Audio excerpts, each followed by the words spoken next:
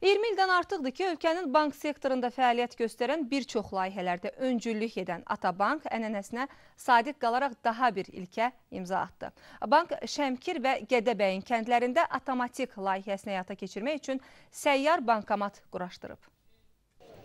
Avtomatik layihəsi pilot olaraq Şəmkir rayonunun Düyərli və Gədəbəyin zəhmət kəndlərində həyata keçirilib. Məqsəd stasionar bank şöbələri olmayan, bankomat quraşdırılmayan ərazilərdə əhaliyə bu xidməti səyyar formada göstərməkdir.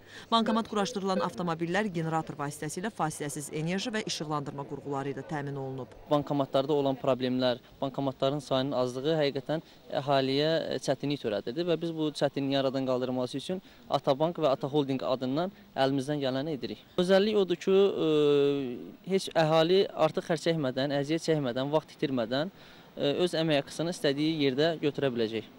Səyyar bankomat müvafiq icra qurumları ilə birlikdə hazırlanan qrafika uyğun olaraq ehtiyac olan məntəqələrdə xidmət göstərəcək. Səyyar bankomatdan ilkin olaraq Şəmkirin Düyərli, Tatar, Zəyəm, Cırdaxan, Bayramlı, Gədəbəyin isə Zəhmət, Xarxar, Şamlıq, Nəriman, Qoşablaq və Pərizamanlı kəndlərinin 32 min sakinliyi yararlana biləcək. Gələcəkdə digər bölgələrdə də analoji xidmətin təşkili planlaşdırılır. Günel Hüseynova, Nəzakət Ağayeva, Fəruq Qafarov, Lider TV, Şəmkir, Gədəbəy.